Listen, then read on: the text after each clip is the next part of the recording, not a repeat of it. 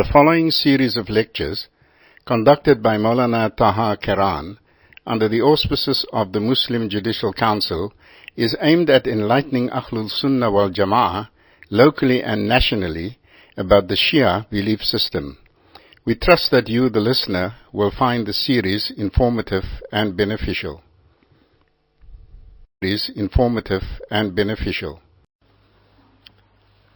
Alhamdulillah Rabbil Alameen. والصلاة والسلام على أشرف الأنبياء والمرسلين سيد الأولين والآخرين سيدنا ونبينا وحبيبنا وشفيعنا محمد وعلى آله وأصحابه أجمعين. Respected ulama,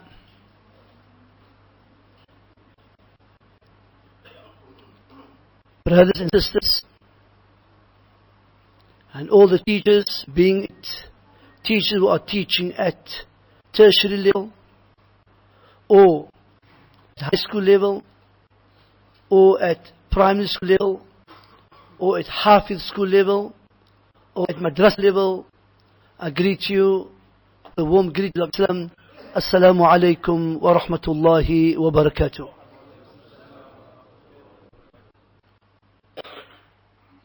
If I look in the audience, I see people from Worcester, I see people from Ocean View, I see people from Paul, I see people from Trent, I see people from Atlantis. This must be a very important meeting, and indeed so it is. I am nervous, because if you must only realize how many ulama is sitting in this audience, and makes me nervous. Certainly it does. So I humble myself. I am but a student. And this must be a historical moment. An historical event. And a historical period of time and place we are today. Why? Sometimes things must happen to unite the ummah. Sometimes things must happen to cause this ummah to wake up. Sometimes things happen to bring this ummah back to the path of Allah and the path of Rasulullah alayhi salatu wasalam.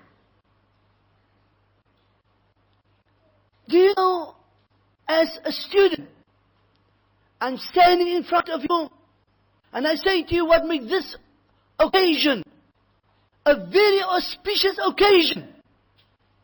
For I have seen tonight that the ulama, huffaz, dasa teachers, hafiz school teachers, and the ordinary man like myself, sitting tonight, sitting at the feet of Alim, all of us with one purpose, to learn the deen of Allah subhanahu wa ta'ala, and to learn more about things which are and have been destroying this ummah, not only in Vietnam, not only in South Africa, but in the entire world. It must be a historic moment.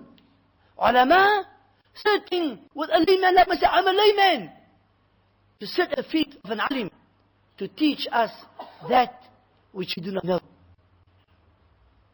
To teach us things that we do not know.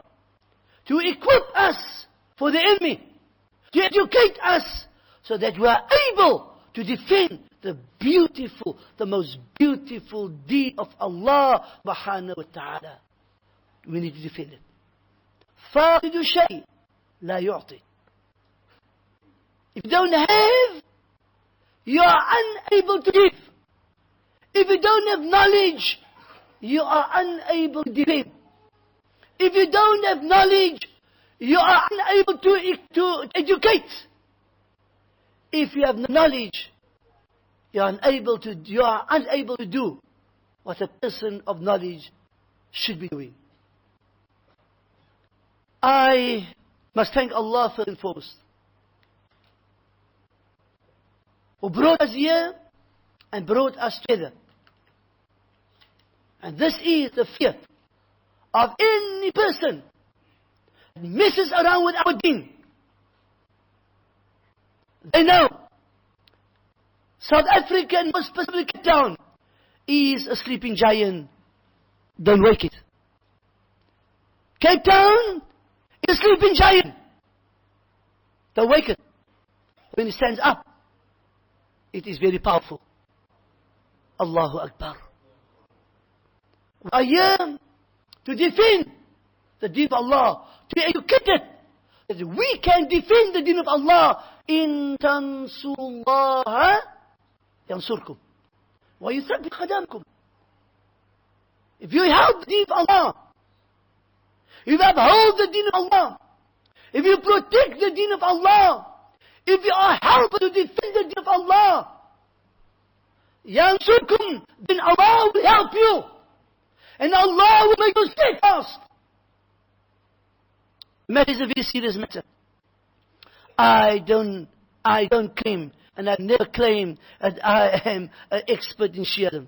I've never claimed that. I am, like you are today, a student that will today sit at the feet of an alim that will teach us many things. Please, I want to ask you something, a special request. Let this getting together in these huge numbers that I'm filled in shock. I can't believe it. I expect probably half of the people after Isha to have left the masjid, but I didn't see any person making a move. Say, Ya Allah, only Allah has brought us here to defend the deen of Allah. I want to ask you,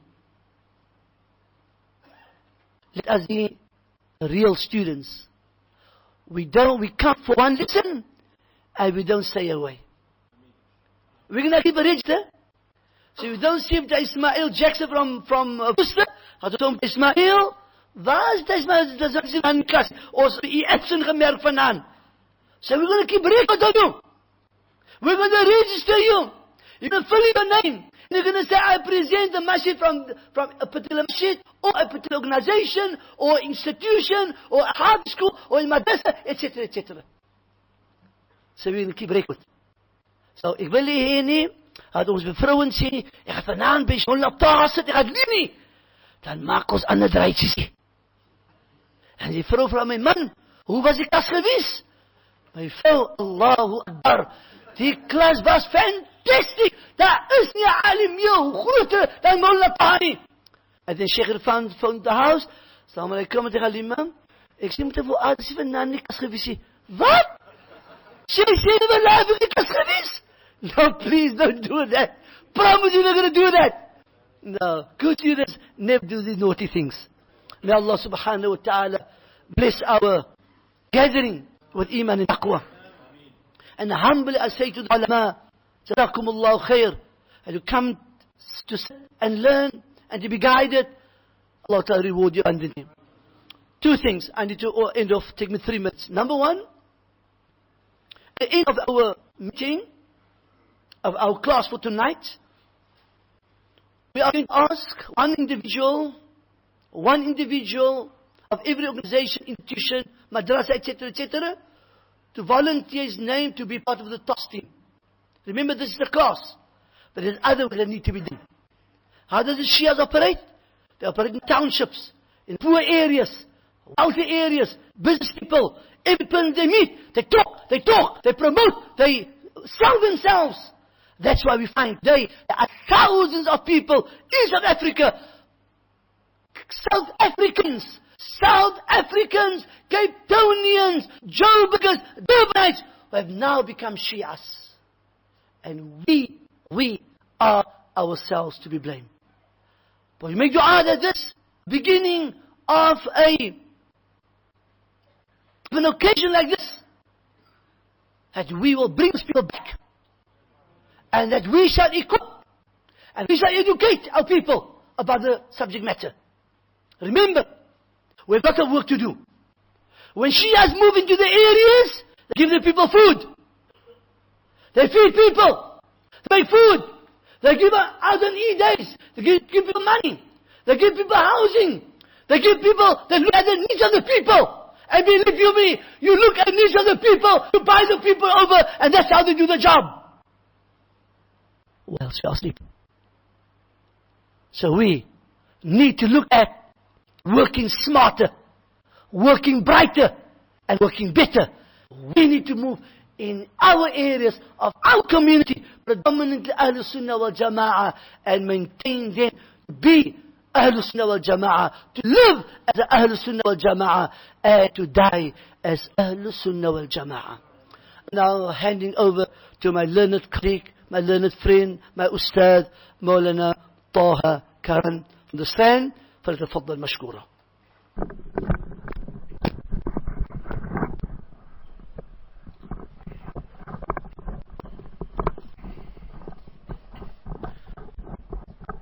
الحمد لله رب العالمين نشهد أن لا إله إلا الله ولي الصالحين ونشهد أن سيدنا ونبينا ومولانا محمدا عبد الله ورسوله الأمين اللهم صل وسلم وبارك على سيدنا محمد وعلى آله الطاهرين وصحبه الطيبين ومن تبعهم بإحسان إلى يوم الدين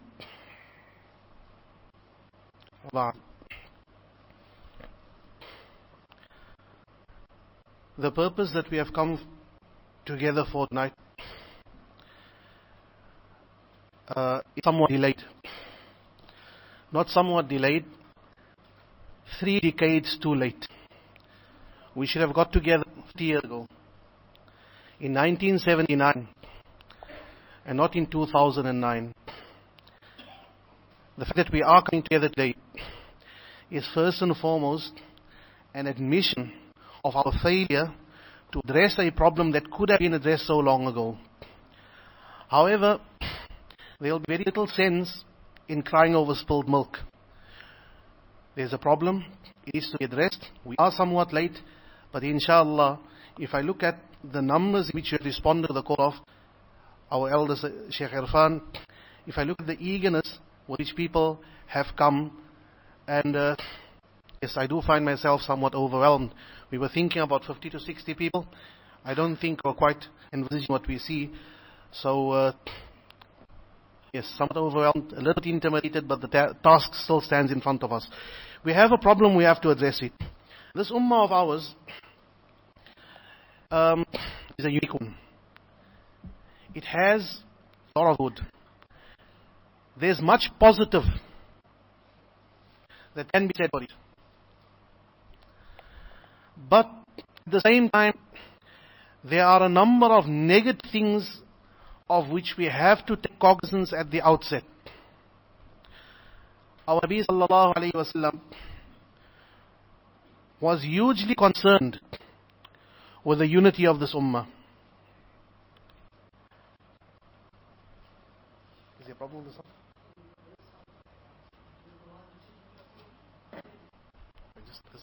It's okay.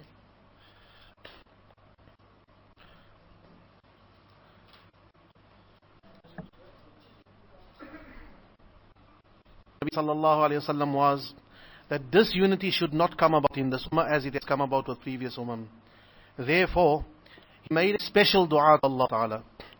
سألت ربي ثلاثا فأعطاني اثنين ومنعني الثالث. He says that I asked Allah Ta'ala 3 things, 2 of which were given to me, the third was not given. He asked Allah Ta'ala not to let this ummah be destroyed by one huge general calamity. Allah Ta'ala granted him that this ummah will not be destroyed at one go, like the ummahs.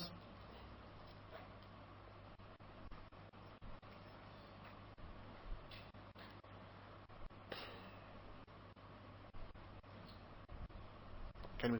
Yeah. The first dua that Nabi sallallahu alayhi wa sallam made was that this ummah must not be destroyed altogether. Allah Ta'ala granted that. His second dua was that Allah Ta'ala must not grant power to an outsider over the ummah who can do with it as he wishes. That was granted as well. This was nature from the outside he was asking protection against. This was a human enemy from the outside that he was asking protection against. But there is another enemy, and that is the enemy from the inside. He asked Allah Ta'ala أَلَّا يَلْبِسَهُمْ شِيَعًا وَأَحْزَابًا يَضْرِبُ بَعْضُهُمْ رِقَابَ بَعْضٍ. Not to divide this ummah into groups and sectarian factions that would fight against one another. Disunity within the ranks of the ummah. That was the one unanswered dua of Rasulullah sallallahu alaihi wasallam. That wasn't given to this ummah. That dua wasn't answered. That was granted. This ummah has no immunity against disunity, division within its ranks. 1400 years of our history, I think, is sufficient to show the amount of blood that was shed. Not by kafir, not by outsider, not by natural disasters, but by two claimants, both of them claiming to La ilaha illallah Muhammadur Rasulullah, the one destroying the other. This is one of the saddest and most regrettable aspects of this ummah of ours, that we have this lack of unity within our ranks. Rasulullah sallallahu alaihi wasallam predicted that there will be more divisions within this ummah than in previous ummahs. Others had 72 sects. We will even go beyond them. We will have more than them. So sectarianism, the idea of this ummah being divided into various different groups, each one having an idea of its own, each one having an aqeedah of its own, each one having an agenda of its own, it has been with us for many, many years. It's not something that's going to disappear overnight. 300 years ago, when Islam took root on these far-flung shores, where before La ilaha illallah Muhammadur Rasulullah was unknown, Islam took root here. It faced a lot of adversity. But the adversaries that they had to face was always from the outside. It was the Dutch, it was the British, it was always from the outside. This might have been one of the contributing factors to the continued existence of this community of ours, because it had to contend with outside factors. Now when the factor is on the outside, it's easy to identify. When the factor is external, it is easy to see it for what it is and to resist it. But 300 years passed, and then came to our shores, after the Iranian Revolution of 1979, a new challenge. And this was the challenge of Shia. Now they are a fairly new challenge for us, for this particular community of ours. But as far as other communities are concerned elsewhere in the world, they've lived with this problem for many, many years. It's not something new. If we go to other parts of the Muslim world, whether it be in the Middle East, whether it be in the European subcontinent, whether it be in the land of Persia or Iran, they, Sunnis and Shia, have lived side by side with one another for centuries. And what has that coexistence been like? Before we start questioning ourselves as what it's going to be like here, we've had 30 years of experience with a very small group of people. Others have had 10 centuries, 12 centuries, 13, 14 centuries of coexistence with them. So if we want to predict what life is going to be like for us with this community in future, I think it behoves any wise man to look at the example of others before them. Allah Ta'ala constantly calls our attention to those before us and see what has happened to them and learn a lesson from them, not fall into the same traps. This is the entire point about learning history. We learn history in order not to make the same mistakes as others have made before. What are the consequences of the expansion of Shi'ism into a traditionally Sunni community? To answer that question, we will probably have to look closer, and that's what we're going to be doing for the next few sessions, including the present one. We have to have a closer look at what is Shi'ism and why does it pose such a major problem. But for this moment, I wish just to quickly survey the history of Sunni-Shia coexistence elsewhere in the world, before we start looking at what Shi'ism itself is and how it affects our existence here, how it affects the validity, the claim of validity that we have for our aqeedah, our practice of deen. Let's just look for a quick moment at what has happened elsewhere and what is continuously happening up to the present day. We have the example, several examples. The first one we might look at is the land of Iran.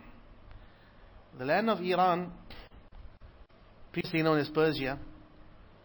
Many might not be aware of the fact, but some 400-500 years ago, the majority of the population of this land were of the Ahl Sunnah wal Jama'ah. Today when we hear Iran, automatically we think Shia. A few hundred years ago, this was not the case.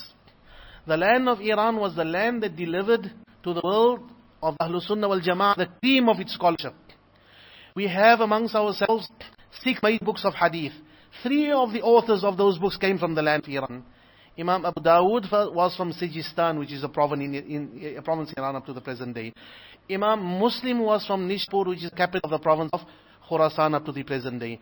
Imam Ibn Majah was from the town of Qazwin, which lies on the shores of the Caspian Sea in northwestern Iran. Abdul Qadir Jilani was from the land of Iran. Ghazali was from the land of Iran. Fakhruddin Razi was from Iran. The list can go on and on and on. And some 500 years ago, there arose a new dynasty. This dynasty was a Shia dynasty. For the first time in history, or prior to that time, prior to the year 1500, there had been pockets of Shia in various different places. The city of Kashan, the city of Qum, a few places here and there. But by and large, 80% says the Encyclopedia of Islam, 80% of the population of Iran were of the Ahlul Sunnah wal Jama'ah. And then came about the dynasty called the Safavid dynasty. Starting out as a kind of a Shi'i Sufi tariqah, eventually growing into a fully fledged Shi'i movement, forcibly converting the Iranians to this particular religion of theirs. The strategy was a simple one. The strategy is as simple as this: remove the head and do with the body whatever you wish. The head of the community, the leaders of that community were ulama. Remove the ulama in 2 ways. Many of the ulama were driven into exile. Those who remained were summarily murdered. It's written in the books of history. Once the people left heedless, then over the next 200 years, gradually, and sometimes not so gradually, this entire community, with the exception of a few communities on the fringe of Iran, in the far west, in the far east, and the southern towns on the Persian Gulf, with the exception of those few communities, the bulk of the people of Iran were turned into Shia by a concentrated process of forcible conversion. At more or less the same time that Muslims in Spain were being forcibly converted to Catholicism. In the east and west, these 2 calamities were taking place. Spain, Muslims were being converted to Christianity by force. In Iran, Muslims were being converted to Shi'ism by force. 500 years down the line, we can see the children of all those Muslims of Spain, where are they today? They are fastidious Christians. Every week they are in church. The children of those Sunnis of Iran, where are they today? They are the Shia. This shows, it indicates many things. Primarily it indicates one thing. It indicates that coexistence between Ahlul Sunnah and Shia, while on paper it looks to be fine, in practice it generally doesn't come about. There happens to be a certain friction between the two that often leads to bloodshed. Bloodshed, as we can see in the second example that I wish to point out to you today. The land of Iraq, next door to Iran, up to the late 1800s, the majority of the people in Iraq were the Ahlul Sunnah. It was something like 60% Sunni, 40% Shi'i. At the moment, it has turned the other way around. It is 40% Sunni, 60% Shi'i. After the fall of the Khilafah in the early decades of the 1900s, the Shia started a concerted campaign at converting primarily the tribes, outlying tribes of Iraq, and gradually started converting one after the other, one after the other. A concerted campaign, a concentrated campaign that completely changed the demographics of the country. 40% became 60%, 60% became 40%. That's all well and good in its place. The problem comes about when an enemy wants to invade a country such as this. When Saddam Hussein decides to start selling his oil not for dollars any longer but for euros, the next thing that happened was the Americans were ready to invade. The Americans would invade all that easily if it wasn't for internal division. Internal division, play the one up against the other. We have seen the bloodbath that has been and that continues to be Iraq up to the present day. Every few days you'll hear about another bombing. Shia bombing Sunni, Sunni bombing Shia, or third forces playing in between. What I want to point out, instability. You find a community such as this has become completely destabilized. A community such as this cannot focus upon its true role in a society such as that. A community such as that cannot fulfill the role of a da'i Allah, of a caller towards Allah, because it has become embroiled in its own affairs with Muslim killing Muslim, both of them claimants to Islam. They They haven't got time for anyone else. We, the rest of the world, have to lower our heads in shame. When the world looks at them and says, look at these. These are Muslims killing one another. It's part and parcel of not only ancient history, of a very, very recent history as well. When the city of Baghdad was attacked by the Mongols, some 900 years ago, the first sack of Baghdad in those days, it was the Mongols on the one side, yes.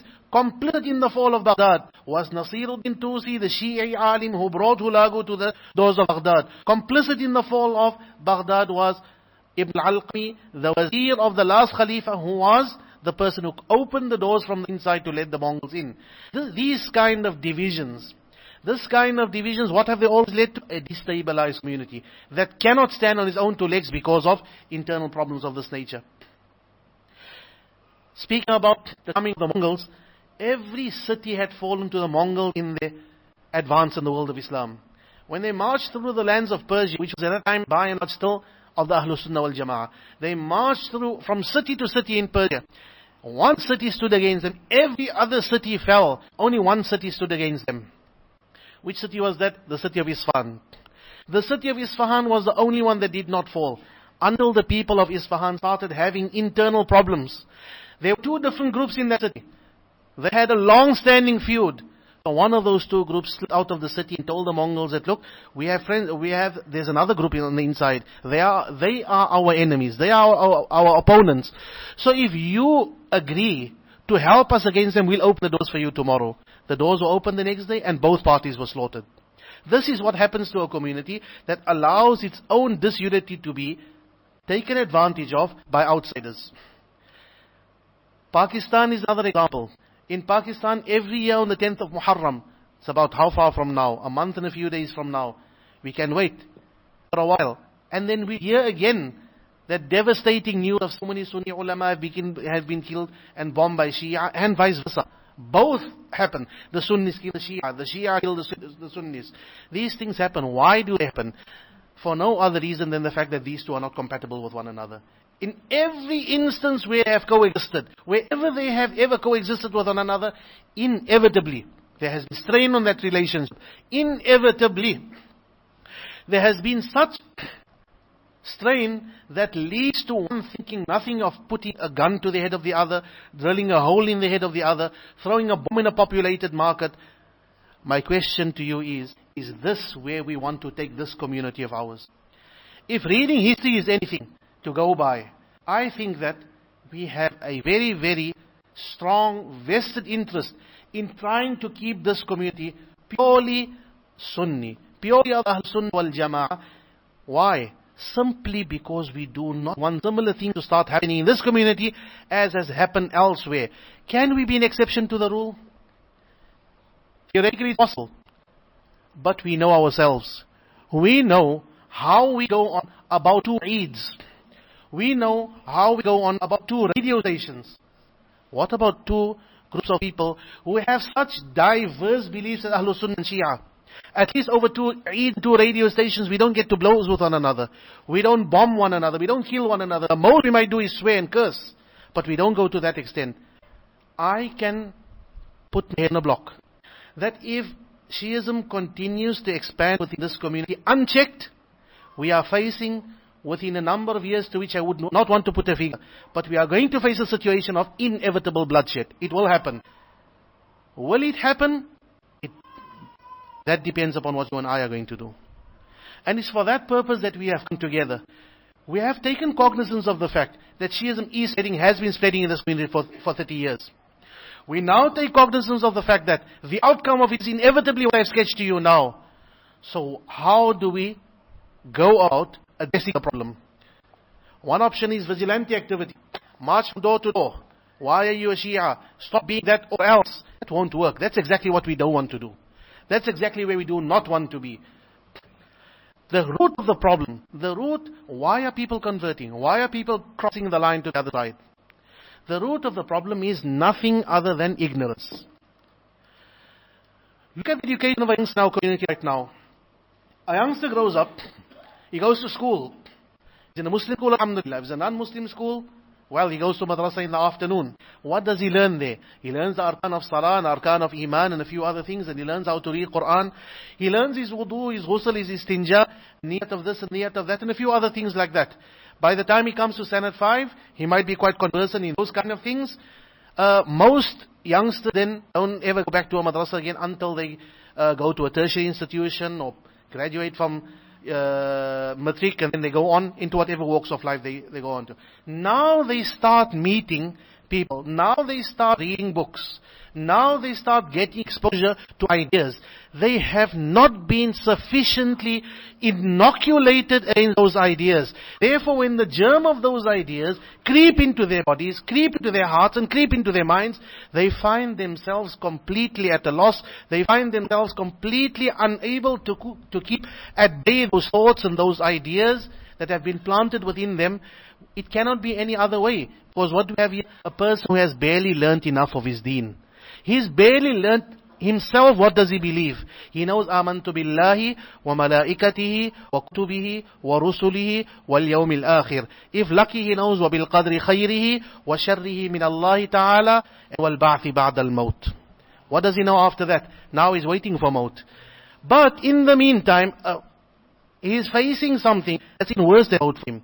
And that is what? The iman of your children are at stake. The future of your children are at stake. My children should not be seen to shoot down your children tomorrow. Your brother's children should not be shooting down your sister's children tomorrow. If we do not do something, we do not address this problem, this is the inevitable scenario which we are facing. So how do we address it? We address first and foremost by educating ourselves. It is in ilm, inshallah, that the beginning of the solution lies. The beginning of the solution. Not the entire solution. The beginning of the solution lies here. In the Muslim world, we have various different groups. By and large, by far, the Ahlul Sunnah wal Jama'ah outnumber everyone else. 80% of Muslim world, if not more, belong to the Ahlul Sunnah wal Jama'ah. The other 20% can be split between a myriad number of groupings. There will be Shia amongst them. There will be Qadianis amongst them. There will be a whole lot of other groups amongst them as well. In this particular group that we call the Shia, there will be further subdivisions amongst them. As inshallah we will learn in essence to come. The point being that they are a minority. And any minority is saddled with a certain complex. They have a complex. What is that complex? That complex is, I'm a minority. I don't like to be a minority. Being a minority is a point of weakness. Being a minority means that I don't speak from a platform of strength. I don't speak from a platform of authority. And the only way that I can change that deficiency is by stop being a minority. How do you stop being a minority? Increasing your numbers. Therefore the Shia, and any other minority group for that matter, constantly chip away, constantly encroach upon our territory. Why? This is the only way in which they will rid themselves of their insecurity of being a minority. It is to be expected of them to do what they are doing. They will continuously do this. South Africa is not an exception. Go to East Africa, go to West Africa, go to North Africa, go to the rest of the world. You will find Shia missions operating in all of those countries. I don't think there is a single Sunni mission operating in Iran. I don't think it would be allowed to operate in a country such as that. And if the Iranian government tells me that the reason why they wouldn't want a Sunni mission to be operating and converting people to Sunnism, if they tell me the reason why they don't want it is because they don't want their own country destabilized, then I would invoke the same idea. I don't want my community destabilized either. But continuously it goes on. It is to be expected that it will go on. We can say, please brother, stop doing this. What you are doing is not right. What you are doing is going to destabilize. They will say, yes, you are right. We shouldn't be doing this. We'll do this and we'll stop doing that. Turn around. 5 years later, 2 days later, 2 weeks later, you'll find the same thing comes up over and over again. We've tried this in the past. The late Sheikh Nazim rahmatullahi alayhi, when he was alive, called in the head of the Ahlul Bayt Foundation and told him that, look, I do not want you to be propagating in Sunni communities. Do whatever you want to elsewhere, leave Sunni communities alone. It was undertaken, we won't do this. Sheikh Nazim is, in his qabr, Allah Ta'ala fill it with nur, but you see, what has happened? The undertaking that was given once upon a time has not been honored. The encroachment is going on. And constantly we will hear, Het jy gehoor, so toe is Shia geword. That one is also gone across. That one's also gone across. Until eventually, we came to this point here, we decided what is to be done about the problem. The only thing we can do is to equip ourselves. We cannot undertake any sort of vigilante activity. We cannot undertake any other kind of violent activity because, as justifiable as it might seem in the eyes of some, in the eyes of the world out there, we will be seen as Muslims fighting Muslims once again. Our Nabi sallallahu alayhi wasallam had to do with another problem. He had in his community, he had his believers, his Sahaba radiallahu anhum around him, and he had munafiqeen. And someone suggested once, why don't we just get rid of all these munafiqs? Why don't we just eradicate them, drive out of Medina, or kill them? We don't need them. We know that these are munafiqs, they aren't mu'min. Rasulullah sallallahu alayhi wa sallam's answer was that of a wise man, and the most wise of men he was. He said that حَتَّى لَا يُقَالْ إِنَّ مُحَمَّدًا يَقْتُلُ أَصْحَابَهُ. It must not be said that Muhammad sallallahu alayhi wa sallam is killing his companions. Look at what is he calling not his normal Sahaba. He's saying these munafiqs. The world out there will look at Medina. They'll see Muhammad. They will see that Muhammad is killing this one, is killing that one. Abdullah ibn Ubay is getting killed, and that one is getting killed. The world interprets this in one way only. They'll say Muhammad is killing his companions. The world doesn't differentiate between a munafiq and a mu'min. To them, all of this is one. Therefore, when we take the fight between ourselves, the tiff between ourselves, the tension between ourselves and the Shia, when we discuss it in forums such as this, we discuss it openly. When we sit with the Shia in a closed forum with them, then discuss it openly. But in public forums where the entire world can see us, there we don't get like a dog. We don't fight in front of others so that everyone can say, look at these Muslims, how they are carrying on. It is very uncomfortable to be in such a situation because you have to skim over a lot of deep differences. You have to sweep a lot of things under the carpet. But حَتَّى لَا يُقَالْ إِنَّ مُحَمَّدًا يَقْتُلُ أَصْحَابَهُ. It must not be said that Muhammad is killing his companions. It must not be said that Muslims kill one another. What's happening in the world out there, what's happening in Afghanistan, what's happening in Iraq, what's happening in Pakistan, what's happening in Iran, all of that, whether it's Sunnis oppressing Shia or Shia oppressing Sunnis, killing one another, it is wrong. We should not even be thinking of going there. We have come together to address the problem, and we will start addressing the problem by equipping ourselves with knowledge. The introduction up to now has been two ideas I've tried to convey to you up now. The first idea was, what are the consequences of unchecked Shi'i expansion in a community such as ours? My answer to that is violence. There will be violence, there will be bloodshed. The second idea which I've tried to convey to you now is that how do we address the problem? There's only one answer. The one answer, or the beginning of our answer, is education. We have to start educating ourselves. We have to start educating our youth. We have to start educating anyone who is affected as well as unaffected by the problem. Because he is not affected, might very well be affected tomorrow. And he who is not affected might very well find himself in contact with someone who becomes affected. And this is a cancer that will eat away at our community. The quicker it is checked, held in check, shrunk to the size. Look, right now they're here, we can't wish them away. But the most that we can do is that the numbers to which they have grown up to now, let's just keep it up to there. And then we try and bring it down further than that too. It would probably be wishful thinking to suggest that we can get rid of them altogether. If Allah Ta'ala brings about a change in hearts, if Allah Ta'ala decides to give hidayah to whoever He wants to, many things can happen. But for now, we are going to try and be more realistic than idealistic. We are going to try and check the problem as it is. We're going to try by educating ourselves about Shi'ism. Many would have heard the word Shi'ism, Shia. What does it mean to us? What comes to mind when you hear the word? What do you think of? Some people may think of a person making salah upon a little stone. Some might think of a person making salah with his hands hanging by his side. Some might think about the Centane Otter where they come together in Muharram and where they have certain celebrations. Some might think about pictures that they've seen on the internet of people fading themselves with chains and swords. Some might think about the Iranian Revolution. Some might think about Khomeini. Various different images come to mind. There are certain things about the Shi'i character, certain things about Shi'i leaders, certain things about Shi'i practice that come to mind. We want to go right to the root of it all. What is this thing called Shia? What is this thing called Shi'ism? What is it that makes them so different from us? That in so many instances in our history we found people prepared to go to war with one another, commit murder and shed blood in the name of Islam, in the name of Allah. What is it? Let's first look at the word. Literally, what does the word Shia mean? The word Shia literally just means one thing: a party that supports a particular cause or a particular person. It's a partisan group. People who support a particular person, a particular cause. In terms of recent South African history, the ANC recently had a bit of polemic going on inside it. There was the Mbeki camp and there was the Zuma camp which eventually won out. The point is, though that particular group that was supporting Zuma, we can very well call him the Shia of Zuma. And that group that was supporting Mbeki can be called the Shia of Mbeki. That's what the word Shia means. Shia just means a person who supports a particular cause. Where did the word come about? In the time of Rasulullah sallallahu alaihi wasallam, there was no such a thing as Shia. The word didn't exist. In common usage, Muslims among themselves, they did refer to this one being a Shi'i, that one being a Sunni. Those terms didn't exist. There was one term, two terms only. There was a Muslim and a Mu'min. That was about as much as we had.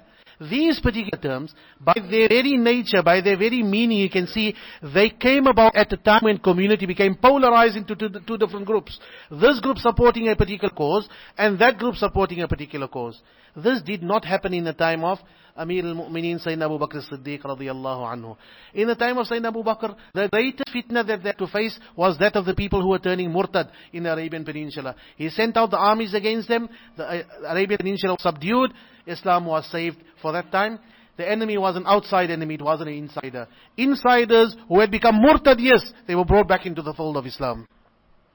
In the time of Amir al-Mu'mineen Sayyidina Umar ibn al-Khattab radiyallahu anhu, there were no two communities. There was one community that marched triumphantly over the steppes of Iran, into the marshes of Iraq, over the plains of Sham, Syria, and conquered as far as they went and put all of those lands into the domain under the sway of Islam. There were no two communities, there was one community only under one Amir al-Mu'mineen, Sayyidina Umar ibn al-Khattab radiyallahu anhu. In the time of Amir al-Mu'mineen, Sayyidina Uthman ibn Affan radiyallahu anhu, there was one community only. No two communities. This community was sending its armies deep into the heartlands of Central Asia, sending its army far over the plains and the mountains of North Africa, right up to the Atlantic coast. One community only, one Amir al-Mu'mineen, but something was happening. Something was happening, and that is discontent was going. There was a group of people that for reasons of their own, that we might touch upon inshallah in future lessons. Right now it's not a history lesson. At the moment it's just to give ourselves an idea of when did community become polarized. There were people who were becoming disillusioned. There were people who were dissatisfied. The dissatisfaction grew. It grew to such an extent that a group of the rebels marched on Medina, cut the long story short, killed the Khalifa in his house, made him a shaheed in his house. Next to the Masjid Nabawi, Sayyidina Uthman ibn Affan radiyallahu anhu, martyred in his house. The community becomes split from that point onwards. Because the new Amir al-Mu'mineen, Sayyidina Ali ibn Abi Talib radiyallahu anhu, immediately finds himself faced with opposition from Syria. In Syria, the governor of Syria, from the time of Sayyidina Umar, had been Muawiyah ibn Abi Sufyan. He is the cousin of Sayyidina Uthman. He decides, until my cousin's murderers are not brought to justice, I'm not submitting to the new Khalifa. Eventually what happens? A battle takes place. That battle is preceded by another battle, the Battle of Jamal. For the first time in its history, Muslims are fighting Muslims. For the first time in its history, Muslims meet one another on a battlefield of Jamal outside of Basra. For the first time, a huge Muslim army marches against an even huger Muslim army north in the land of Sham at a place called Siffin. For the first time in history. Who is this? This is not Muslims fighting non-Muslims. This is Muslims fighting Muslims. So on the one hand, you have Sayyidina Ali ibn Abi Talib. On the other hand, you have the governor of Sham, Muawiyah ibn Abi Sufyan. Each one of these two groups has supporters. This group is calling itself a Shia of Ali. That group is calling itself the Shia of Muawiyah. Up to that point in time, this word had one meaning only. It was a political meaning. As much as we have said, the supporters of Mbeki, the supporters of Zuma, similarly we can say, supporters of Ali and supporters of Muawiyah. But within the ranks of the army of Ali ibn Abi Talib, there are those whose support for him went way beyond purely political support. There were those who started making certain claims about him. Claims to which he was the first one to respond respond when he heard about it? First of all, there were those who were raising the idea that he was the first, he was only rightful claimant to leadership after Rasulullah sallallahu alaihi wasallam. Abu Bakr and Umar had usurped his position, had taken away his position. There were those who were saying that Abu Bakr and Umar are good people, Ali is a better man than them. And this was the one edge of the spectrum, simply saying that Abu Bakr and Umar, excellent men, the most pious of companions, but Ali is better than them. On the other extreme, there were others who were saying something else. They were saying that Ali is Allah. That's the other extreme. He responded to both these groups. The group that was saying that Ali is better than Abu Bakr and Umar, he brought them in front of him, had each one of them lashed with 40 lashes. 40 stripes, each one such as that. And he said, any person who claims that I'm a better man than Abu Bakr and Umar, I will give him 40 lashes in the same way as a calumniator, maker of false accusations is going to be punished. On the other hand, those that claim Ali was Allah, what happens to them? He burned them. He lit a fire. And he says in a poem, he says, لما رأيت الأمر أمرا منكرا أوقدت ناري ودعوت قنبرا. When I saw this terrible fiasco taking place, people making claims such as these, that Ali is Allah, then I lit my fire and I called my servant Qambar to stand closer with his sword. So these men who were claiming that Ali is Allah, what happened to them? He tells them, repent from what you are saying or else you'll be cast into this fire. Unfortunately, it had exactly the opposite effect. What he intended to tell them is make tawbah. They said, this proves that you are Allah. Subhanallah, how does it prove that you are Allah? Because they say, Nabi sallallahu alayhi wa sallam said in the hadith, La yu'adhibu bin nar illa rabbun nar. The only one who punishes with fire is the Lord of fire. That's Allah himself. That means you must be Allah. He cast them into the fire and he had them burnt. These people are the followers of a man called Abdullah ibn Saba.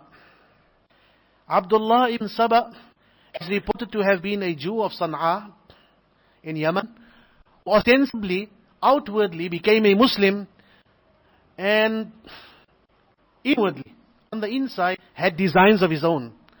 Those designs of his own was to take revenge on this community of Muhammad sallallahu alaihi wasallam, that had conquered wherever it had marched, brought the light of Iman, brought the Quran, brought La ilaha illallah Muhammadur Rasulullah to all these nations. You will find that there are those who are dissatisfied. You will find that there are those who do not like to see the Arabs of yesterday, the veritable dogs of the desert, now masters of the world. So they start working for the inside. One of the ways in which they went about doing it was to start changing the aqidah of people. Spread the idea that Ali is either better than Abu Bakr and Umar. Spread the idea that Ali has the first right to the Khilafah. Spread the idea of Ali being Allah. Spread the idea of Ali having a divine right to rule after Rasulullah sallallahu alaihi wasallam. And after him, the family of Rasulullah sallallahu alaihi wasallam has a similar divine right to rule. This was an extremely effective strategy, because we saw two wars in the early age, in the time of Sahaba radiallahu anhum, with people of the Ashara Mubashara on both sides of this fight, slaughtering one another on the battlefields of Jamal, on the battlefields of Siffin. This was because of an extremely effective third force. On the night before the battle of Jamal took place, the battle of Jamal was with Ali and his army on the one side, Sayyidah Aisha, Talha, Zubayr on the other side. This particular group, Sayyidah Aisha, Talha and Zubayr, they did not go to Basra for the sake of war. What they saw was two huge armies are marching against one another. From Sham there's coming Muawiyah. From Hijaz is coming Ali ibn Abi Talib. They said we have to make sulh between these two people. And the sulh has to be made in terms of bringing the murderers of Uthman to justice. So they said, we'll march to Basra and try and bring about sulh between the people. But it was a time when we didn't have telecommunications such as we have today. It was a time when letters couldn't be sent and emails and phone calls couldn't be made. So you are left to guess the intentions of your opponent. Why are they there? Why are we here? So eventually they start sending messengers from this side to that side, from that side to the side. Until it came to such a stage where the two armies were having a very peaceful, because the very next day the leaders were going to come together and place their hands in the hands of Sayyidina Ali ibn Abi Talib, Amir al-Mu'mineen radiyallahu anhu, and say there's unity in the ummah once again. At this critical juncture, Abdullah ibn Saba and his cohorts come together and they say everything that we have worked for is about to fail. If these two communities come together, what happens? Our work has not succeeded. We have to do something about this. So what they decided to do? Plant a few men in that army. Plant a few men in this army. And tomorrow morning, those from this army will attack a section of that army. Those of this army will attack a section of that army. And in this way the battle starts. They wake up in the morning to the clash of swords. What's happening? No, those people have attacked us. On the other side, who attacked first? No, it's those who attacked us first. And in this way, without design, without intention, but through third force activities, the battle is joined. And hundreds of Sahaba radiyallahu anhu, hundreds of Muslims, if not thousands, lose their lives on that day. Talha radiyallahu anhu, Talha ibn Ubaidillah, that person who on the day of the battle of Uhud, while an arrow was coming straight at Rasulullah sallallahu alaihi wasallam's body, put out his hand and stopped it with his own hand. For the rest of his life, his hand was paralyzed on account of it. That person gets slaughtered on this day here.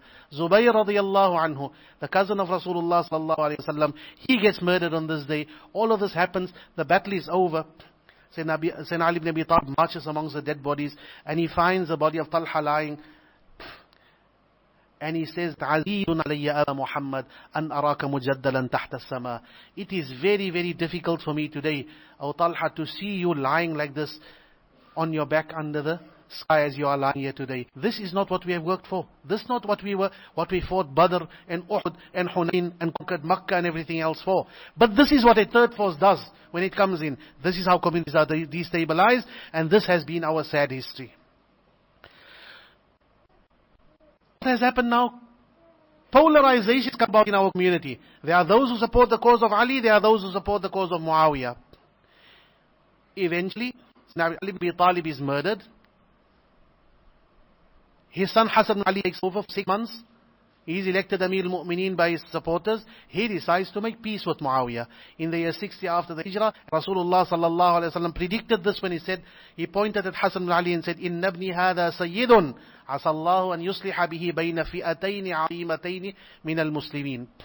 This son of mine, he is Sayyid. Through him Allah Ta'ala will bring about unity between two great groups of Muslims. Anyway, he makes peace with Muawiyah. Muawiyah, you are the Khalifa now. We have one community once again, one ruler, not the best of men. Hassan Ali is better man than him any time. There are others amongst the Sahaba who are better as well.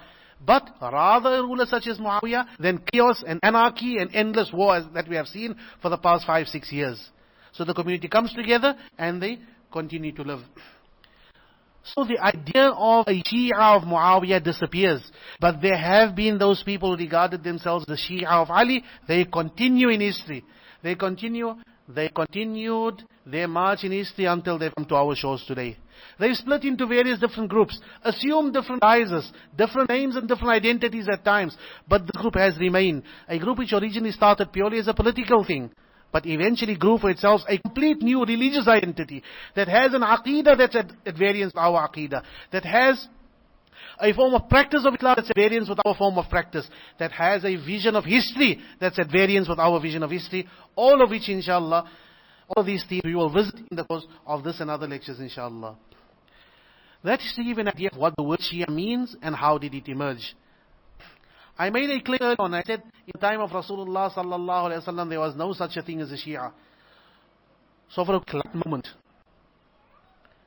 they say one day there was a debate between a Shia alim and a Sunni alim. And the debate was 3 o'clock.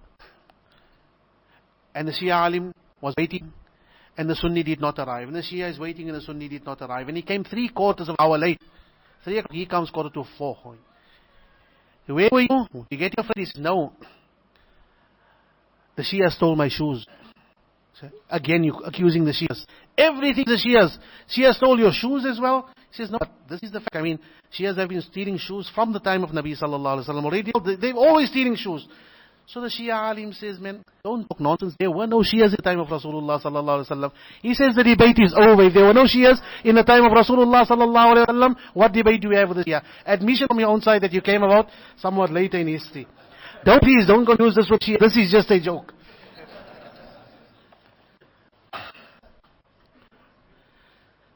The idea of disintegrating into small little communities, small little groups. The idea of tashiyur, of having a Shia of this and a Shia of that. How does Islam look at it? If we want to ask ourselves, how does Islam look at it? We have to ask ourselves, how does the Quran look at it? Does the word Shia appear in the Quran? Yes, it does appear in the Quran. Sometimes it appears in the Quran in a manner that the Quran approves of a Shia. Sometimes it appears in the Quran in a form that the Quran does not approve of it. Why two different approaches? It all depends, where do you draw the line? A Shia of what? If it is Muslims, people of Iman, people of Islam, we are the supporters of the cause of Muhammad sallallahu alaihi wasallam. We are the supporters of the cause of the Anbiya alayhim salatu wassalam. Then by all means call yourselves a sectarian group. We are supporters of a particular cause. It is in this sense that Allah Ta'ala speaks about Sayyidina Ibrahim alayhi salam and Sayyidina Nuh and says, وَإِنَّ مِن شِيعَتِهِ لَإِبْرَاهِيم. That certainly Ibrahim was of the Shia of Nuh. What does that mean? Both of them stood for haqq, both of them stood for iman, both of them stood for eradicating shirk. So in that sense they shared the same cause. If that is what it's all about, supporting the cause of haqq, supporting the cause of la ilaha illallah, supporting the cause of eradicating bid'ah, eradicating shirk, then by all means we are a sectarian group. But if it is within the bounds of la ilaha illallah, if it's within the bounds of la ilaha illallah that we start making groups with one another, I also say la ilaha illallah, you also say I have my own group, you have your own group, then the Quran does not approve of it. If it is within iman and kufr on the one, iman on the one side and kufr on the other, then we will say, as Allah Ta'ala speaks about Sayyidina Musa when he found that Egyptian beating up the Israelite, هَذَا مِن شِيعَتِهِ وَهَذَا مِن عَدُوِّهِ. The Israeli, that was of Shia, of the people of Sayyidina Musa alayhi salam, the other was his enemy. In that sense we can say, yes, we can have sectarian groupings. If it's haqq against batil, if it's iman against kufr, if it is tawheed against shirk, by all means. But when it comes to Muslims, claimants of la ilaha illallah Muhammadur Rasulullah, making groups amongst themselves, then about that Allah Ta'ala says, إِنَّ الَّذِينَ فَرَّقُوا دِينَهُمْ وَكَانُوا شِيَعًا لَسْتَ مِنْهُمْ فِي شَيْءٍ. Those people that are on one deen, but what do they then do? They break their deen up into little groups. We are the Shia Fulan. We follow so and so. We follow the Ahlul Bayt. You follow the Sahaba. We follow the Ahlul Bayt. The Imams. You follow the Khulafa. That kind of thing Allah Ta'ala says, those who do this, who divide this deen of ours up in this way, Ya Muhammad, lasta minhum fi shay. You, O Muhammad, you have nothing to do with people like that. Innama amruhum ila Allah. Their matter is for Allah to decide. Thumma yunabbi'uhum bima kanu yaf'alun. On the day of Qiyamah, Allah Ta'ala will inform them of what they have done in this world. So, does the Quran acknowledge the existence of something called a Shia in the wider sense of the word? Yes, there is Shia of haqq against batil, kufr against iman, tawheed against shirk, yes. But groups within this ummah, you support this one, I support that one, teams, partisan groups like that the Quran doesn't accept. Allah Ta'ala orders Rasulullah Sallallahu Alaihi Wasallam to have nothing to do with people who have this kind of approach to their deen.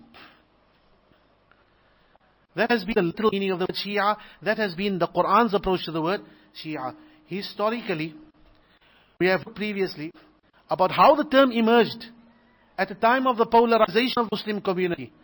And I've made a remark back then that from there this particular group that called itself the Shia of Ali, that had among them a variety of different beliefs. Some believing in the divinity of Ali ibn Abi Talib, believing that he is Allah. Some of them going to the extent of, only to the extent of saying that Ali is better than Abu Bakr and Umar. That is the one edge of the spectrum. That is the darkest edge of the spectrum. In between that, you find a number of different colorings. All of that belongs to Shia. Shia is not just one group. Shia is not just what you see in Iran. In history, there have been, very difficult to put a figure to them. You can say 30, I'll say more. You can say 40, I will say more. There have been many sects of Shia. Some of them continue to exist up to the present day. Some of them no longer exist. But all of them share one idea. And once we understand what that idea is, then we will start comprehending what the Shia are, who they are, why do they believe and practice in the way that they do. This idea is the idea of Imamah. Now you and I are fairly conversant with the word Imam. We know what an Imam is. Imam is a person who stands in front of the masjid and leads the salah. That's an Imam. Imam is any kind of leader. We speak about Imam Abu Hanifa, Imam Malik, Imam Ahmad, Imam Shafi'i. Those are our leaders. We speak in Cape Town now, we speak about Imam Simon, we speak about Imam this, Imam, that's also our leader. Sheikh is the Imam of the Masjid, that's all of this is Imam, yes. But when the Shia speak about Imamah, then there's something else, much, much more. The essence, the core of what Shiism is all about is locked up in this term Imam. Once you comprehend that, it will unlock the door to understand the breadth and depth of what Shiism is all about. Essentially, it comes down on the following. Leadership. Imamah means leadership. Whilst Rasulullah sallallahu alaihi wasallam was alive in this world, there were no two opinions as to who is to lead the Muslim community. It wasn't that a group of people got together and say, well, I want Muhammad for my Nabi, and someone else says, well, I want Abu Jahl for my Nabi, and someone else says, no, I want Abu Lahab for my Nabi. There was no democracy about this. This was by divine appointment. Allah Ta'ala decided that you, Muhammad, you will be the Nabi. No one else has a choice in the matter. If you're not happy with it, anyone's not happy with it, he's not a Muslim, he's out of the fold. While Rasulullah sallallahu alaihi wasallam was alive, he was the Imam in Salah. He was the political leader of the community. He was the one who led them in battle. He was the one who dispensed knowledge to them. He was the one who taught them the Quran. He was the one who taught them their deen. But the moment Rasulullah sallallahu alaihi wasallam closed his eyes and left this world, what happens to the matter of leadership? You and I, as Sunni Muslims, we understand very clearly. Abu Bakr as-Siddiq radiyallahu anhu was elected as the Khalifa. Thereafter, Umar ibn al-Khattab radiyallahu anhu. Thereafter, Uthman ibn Affan radiyallahu anhu. Thereafter, Ali ibn Abi Talib. We have the Khulafa al-Rashideen. After the Khulafa al-Rashideen come the age of Banu Umayyah, the Umayyads. From around about the year 60 after the Hijrah to about the year 132 after the Hijrah. Then from 132 onwards came the Abbasids, and they continued for another 6, 7, if not 800 years, till the fall of Baghdad and beyond. And then eventually they arose the Ottoman Khilafah, where there was a Khalifa until the year 1924, just under 100 years ago. This has been leadership in the Muslim world. Right now in the Muslim world, there's a country with a king, there's a country with a president, there's a country with a prime minister, various different democratic kind of polities and entities that do exist. You and I understand what the matter of leadership, what the matter of dispensing knowledge is like in Sunni Islam. And in Shia Islam it's completely different. In the Shia conception of what Islam is all about, it's completely different. To the Shia, the day Rasulullah sallallahu alaihi wasallam passed away, the matter of leadership was not one to be decided according to the rule of وَأَمْرُهُمْ شُورَ بَيْنَهُمْ. It wasn't to be decided by mutual consultation amongst themselves. This is one of the sifat, one of the outstanding qualities of this ummah. Allah Ta'ala says, وَأَمْرُهُمْ شُورَ بَيْنَهُم. This is one of the qualities of this ummah. They decide their matter by shura amongst themselves. No, the Shia say, just like Muhammad ibn Abdullah was appointed by Allah, and just like you and I have absolutely no choice to decide who we want to lead this ummah, similarly, after Muhammad sallallahu alaihi wasallam, the ummah has absolutely no choice in who it wants, who should lead. That is by divine appointment. Allah appointed Muhammad sallallahu alaihi wasallam. After Muhammad sallallahu alaihi wasallam, Allah appointed Ali ibn Abi Talib. Anyone else who takes the place of Ali ibn Abi Talib is therefore an unjust usurper. He is as unjust as it would have been for a person to say, let's get rid of Muhammad, let's put Abu Jahl in his place. You don't have a choice in that matter. Allah Ta'ala has appointed like that. So to the Shia, this also a matter of divine appointment. Allah Ta'ala has appointed Ali. He must be the leader. And then thereafter, and then his descendants after him. So leadership in this ummah must be in the Ahlul Bayt and Ahlul Bayt alone. And not just any member of the Ahlul Bayt. It's very, very specific members of the Ahlul Bayt. The various sects that we're going to have within Shi'ism, they follow various different branches of Ahlul Bayt. But it would generally start from Ali. They say after Ali, the next leader is Hassan ibn Ali, his son. If he dies, then it must be brother Hussein ibn Ali. If he dies, then this is where the first split in Shi'ism takes place. That branched off from here, they don't exist any longer. So we don't bother with them. So from Hussein, thereafter it goes to the son of Hussein, Ali Zain al-Abidin. From him to his son Muhammad al-Baqir. This is where the second split in Shiism comes about. And this is where there's a group of Shia in Yemen. They are called the Zayd Shia. Some might call them the Fivers. They follow Zayd ibn Ali ibn Hussein ibn Ali. They have a different history. We're not concerned with them. They are the ones who have come to this country of ours. So we will discuss them inshallah at some other venue or at some other occasion. The mainstream Shia, they say after Ali ibn Hussein was his son Muhammad al-Baqir, after him his son Ja'far al-Sadiq. Once again at Ja'far al-Sadiq, they split apart. There's a third major branch apart of Shia. The eldest son of Ja'far al-Sadiq, and I know there's a whole lot of names and chains to remember, but to give ourselves a kind of idea of what's happening. A group of them say that Ismail, the son of Ja'far al-Sadiq, he was the rightful Imam thereafter. Another group says no, Musa al-Kadhim, he was the rightful one. And the one that follows Musa, they go on thereafter until there have been 11 persons in that chain. In the year 200 and something, 60, 260, 265.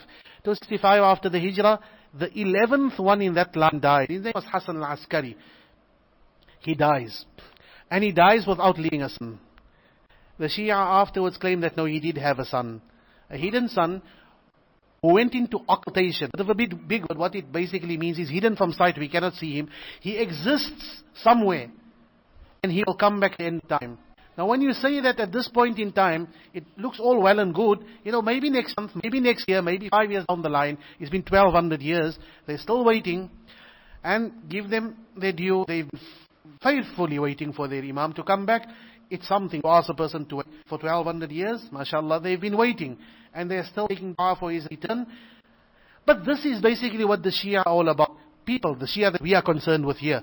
Now we're not speaking about the Zaydi Shia of Yemen. We're not speaking about the Ismaili Shia either. Because they barely exist in this part of our world. The group that we are speaking about is the Ithna-Ashari Shia. Ithna-Ashari means the 12 Shia. There are those Shia who believe in a line of 12 Imams. And this 12 Imams is Ali, Hassan, Hussein, Muhammad al-Baqir, Ali ibn Hussein, Zain al-Abidin, Muhammad al-Baqir, Ja'far al-Sadiq, Musa al-Kadhim, Ali Rida, Muhammad al-Jawad, Ali al-Hadi, Hassan Askari. And then they believe that his son was Muhammad al-Mahdi, the 12th one who has disappeared and will come back at the end of time. Now, what is it that they believe about these 12 persons here? They believe that this Imam, each of these 12 persons in succession, they have a certain belief about them. First thing about them, these persons were appointed by Allah Ta'ala to lead this ummah. So you don't have the choice of rejecting them. If you have followed anyone else, you gave your bay'ah to who? To Abu Bakr, or to Umar, or to Husni Mubarak, or to King Fahd, or King Abdullah, well, you're not one of us. Your allegiance should only lie with the hidden Imam. He is the Sahibul Zaman, the man of the time. He is the one who should have your bay'ah, no one else. So, any political allegiance, no political allegiance to anyone but the Imam. At the moment, the Iranian state, the Iranian Republic, is structured in a particular way. Where right at the top, you have what they call the Wali Faqih, who Sayyid Ali Khamenei. He is regarded as the representative of the hidden Imam. He represents the hidden Imam, therefore his rule is the rule of the hidden Imam. Only the Imam can rule. But while they are still waiting, while they are still waiting for him, then they will rule in his stead in the meantime. Now there's much more to be said about that. Right now we're just basically foreshadowing the idea, so as to give you, tonight is an introduction, to give you an idea what it is that we are up against, what are the kinds of ideas that these people have about these Imams. To summarize, they believe 3 things about their Imams, much more than these 3, but there are 3 things. The role of the Imam, 3. The first thing is to be a political leader of the Ummah. He alone can be head of state. If the Imam was alive now, he must lead the Ummah. In the time of Abu Bakr radiyallahu anhu, Abu Bakr is sitting on the seat of the Khilafah, but it's not his to sit there. It belongs to Ali ibn Abi Talib. That's a purely political thing. It's purely political. The second role that the Imam has is that he and he alone is the dispenser of authentic, uncorrupted knowledge. Knowledge in Islam is 2. Quran and Sunnah. That's what Rasulullah sallallahu alaihi wasallam left for this ummah. Now, who transmits Quran and Sunnah to us? Rasulullah sallallahu alaihi wasallam taught the Sahaba radiallahu anhum at Hajj. They transmitted to the Tabi'een. They transmitted to those coming after him. And in that manner, generation after generation of students have learned the Quran. These days, in our part of the world, everyone has become infatuated with the idea of an ijazah. You have an ijazah. Previously, we used to learn Quran from our asatidha, used to teach us. We learned from Alif Lam Mim, from Al-Fatiha to An-Nas, fine, everything is in place. But we didn't really know my teacher under, who did he study and who did he study under. It existed, a chain like that existed. We just didn't know about it. Nowadays with the new fashion, everyone has an ijazah. There is something to be said for it. You know now who did your teacher study under, and he from who, and you can trace this chain right back up to the great Imam of Qira'ah, who studied from the Tabi'een, who studied from the Sahaba, who studied from Rasulullah sallallahu alaihi wasallam, who received from Jibril al-Amin, who received from Allah Ta'ala. That chain goes all the way back. So this is how knowledge was transmitted down to us. And hadith and sunnah in a similar manner. In fact, much more emphatically, every hadith has, if it's an authentic hadith, or even sometimes an authentic, a hadith will have a chain of narrators. And that chain of narrators means that I am from my teacher, which he heard from his teacher, which he heard from his teacher, and it goes all the way right up to Sayyidina Rasulullah sallallahu alaihi wasallam. This is how knowledge has been transmitted. From the Shia perspective, all of the knowledge that has been transmitted in this manner is unauthentic and has been corrupted. Knowledge can only be properly transmitted through these Imams. Therefore, Allah Ta'ala has equipped them with a quality of infallibility. They cannot make a mistake. Like Rasulullah sallallahu alaihi wasallam was infallible, these Imams of theirs also cannot make any mistakes. And they say it's necessary to have an Imam who cannot make a mistake, so that he can transmit properly. So they can transmit without mistake. Sahaba transmit, they will make mistakes. Others transmit, they will make mistakes. This Imam is infallible. When he transmits, he will not make mistakes. That's the second role of the Imam. The first one is to be the political leader of the Islamic polity, of the Islamic community. The second one is to be the dispenser of knowledge. To him is entrusted the Quran. To him is entrusted the Sunnah of Rasulullah sallallahu alaihi wasallam. Everyone must come learn it from him. If you go elsewhere, you're getting a fake product, you have to come to the Imam. And then he has a third role as well. These Imams have, in the sight of the Shia, they have a third role. What's that third role? That third role is that heaven and earth cannot exist if there is no Imam present. The Imam is responsible. He has to exist. Therefore, the hidden Imam has been in existence for 1200 years. Because if the Imam disappears from the face of the earth, heaven and earth cannot exist any longer. Heaven and earth depend upon the Imam's existence for their own existence. Therefore, with personalities such as this, who is the only infallible person after Rasulullah sallallahu alaihi wasallam to whom everyone should turn for guidance, who is the only one who has the legitimate right to lead the ummah, and who is responsible for the upkeep of heaven and earth. If you have a person such as this, these are roles which we cannot even take for our anbiya. Even Rasulullah sallallahu alaihi wasallam wasn't responsible for holding heaven and earth intact. Who is the one who keeps heaven and earth intact? That's Allah. Here the Imam is given a position, and now, many a times, when we speak to our Shia friends on the other side, we tell them, this is what you Shia believe. Is it true? They're going to say, no. That person told you a whole lot of hogwash. It isn't true. We don't believe that. The person says that, it's one of two reasons. The reasons why he'll be saying that is because he doesn't know his own deen properly. The second reason is that he might just be a bit diplomatic about it. He might not want you to know everything that there is to know. When any group comes, what they do is put the best foot forward. When you walk in, when we are all sitting on an interfaith platform, for example, to use that example, I don't stand up and say, Nasara gaat amal jahannam toe. Julle gaat brand.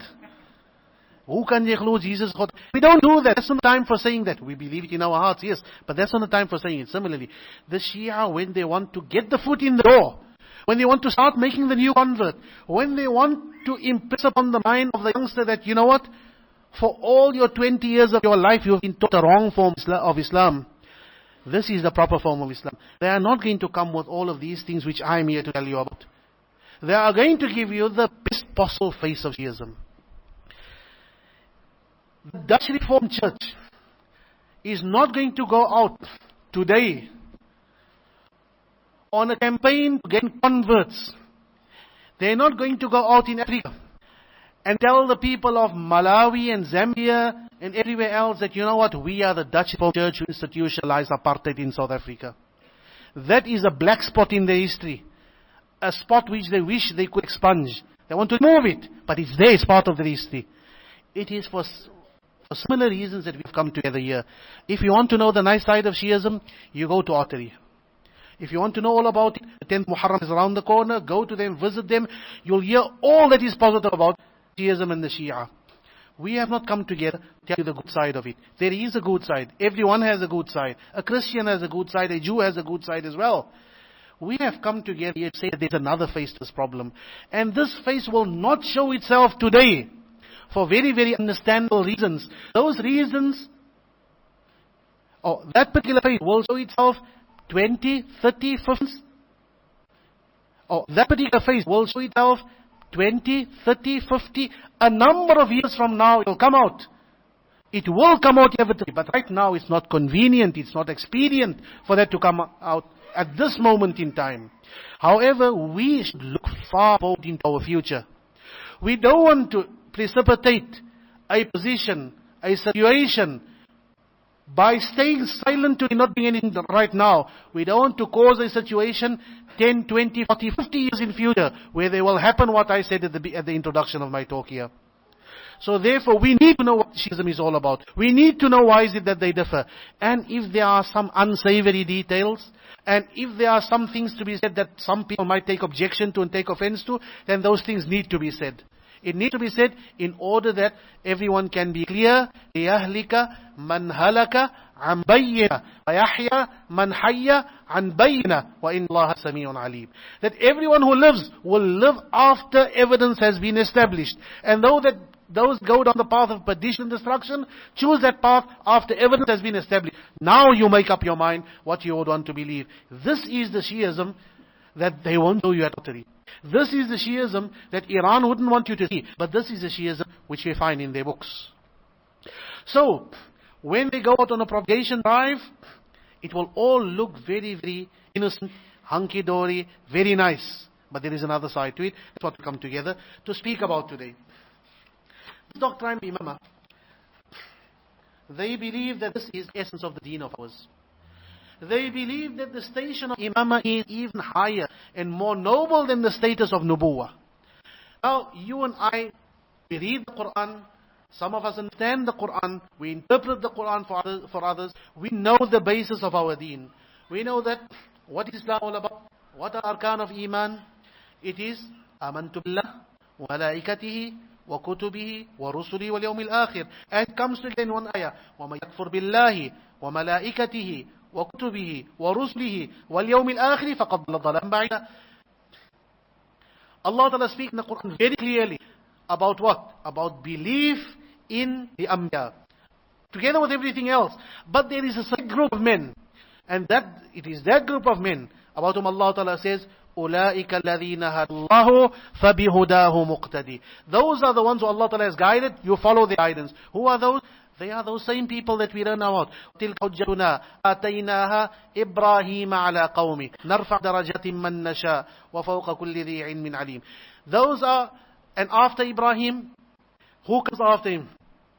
وَوَهَبْنَا لَهُ إِسْحَاقَ وَيَعْقُوبَ كُلًّا هَدَيْنَا وَنُوحًا هَدَيْنَا مِن قَبْلُ وَمِن ذُرِّيَّةِ دَاوُودَ وَسُلَيْمَانَ وَأَيُّوبَ وَيُوسُفَ وَمُوسَى وَهَارُونَ. These are the names of the Anbiya. Allah Ta'ala has chosen, Allah Ta'ala has decided to enshrine their name in wahi that will be recited till kingdom come, in wahi that will be recited till the day of Qiyamah, in wahi that will be recited and has to be believed in by you and me. 25 of those Anbiya were explicitly named in the Quran. And what about those Imams who say it is higher than the Anbiya? What about those supposedly on whose existence heaven and earth depends? There's no trace in the Quran about them.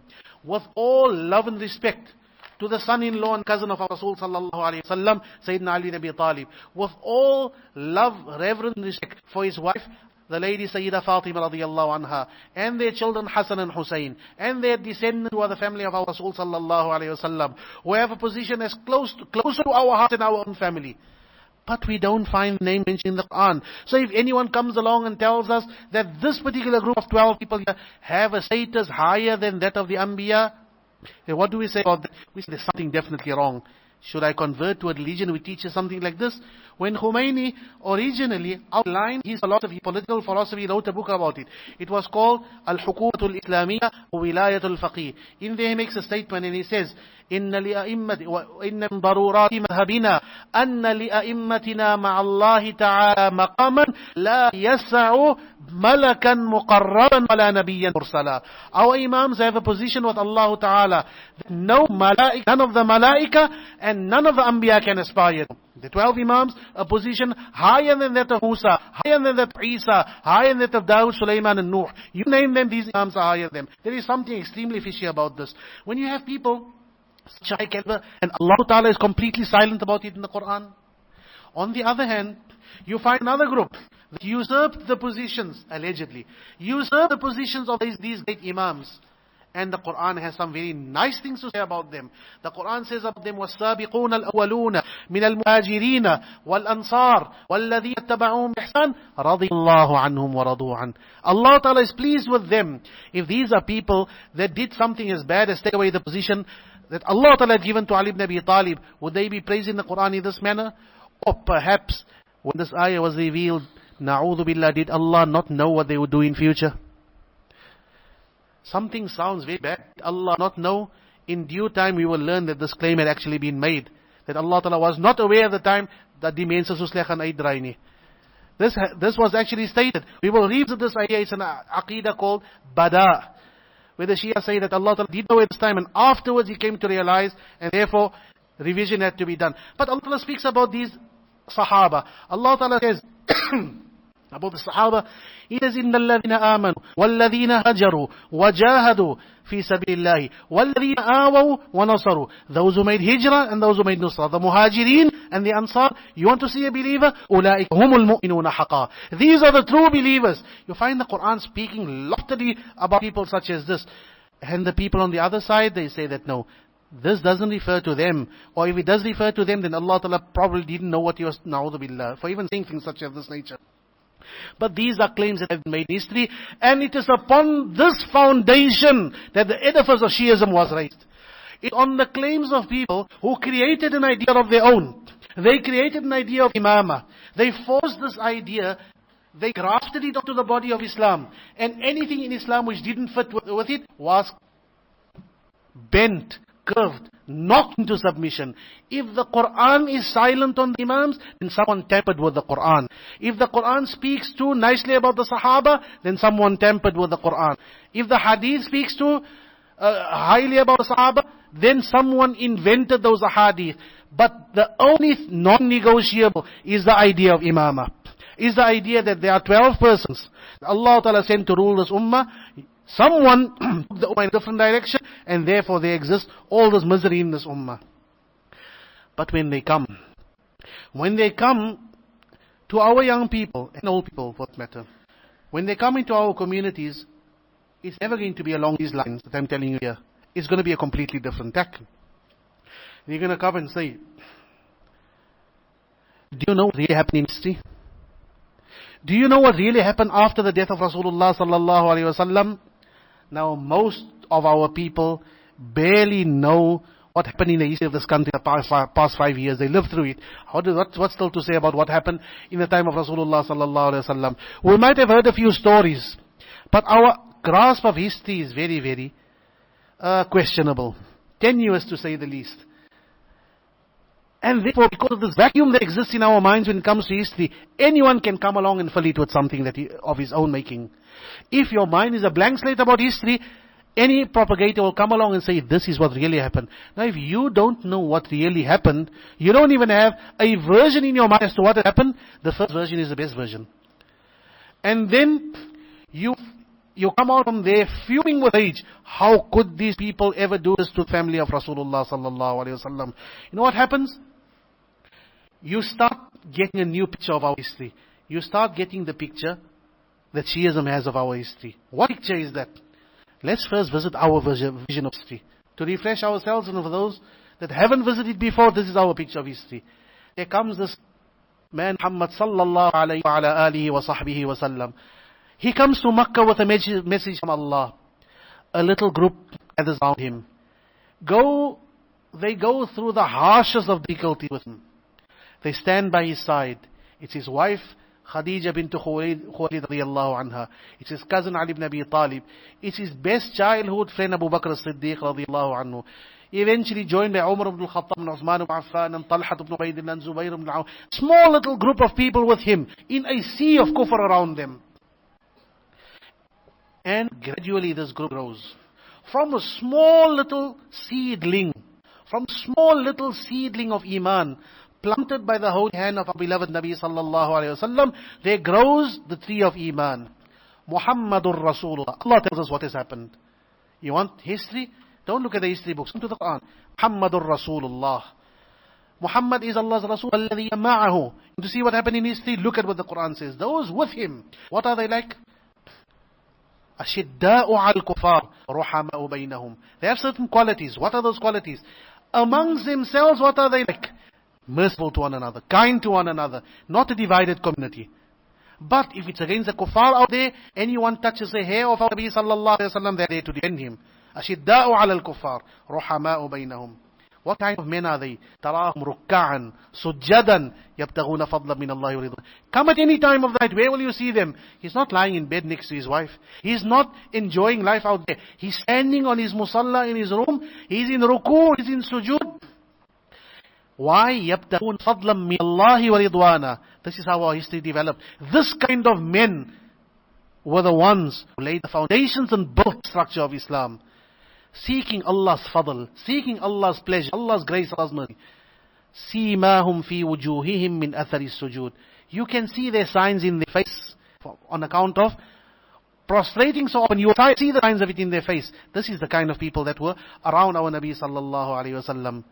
And this what Allah Ta'ala is telling us in the Quran.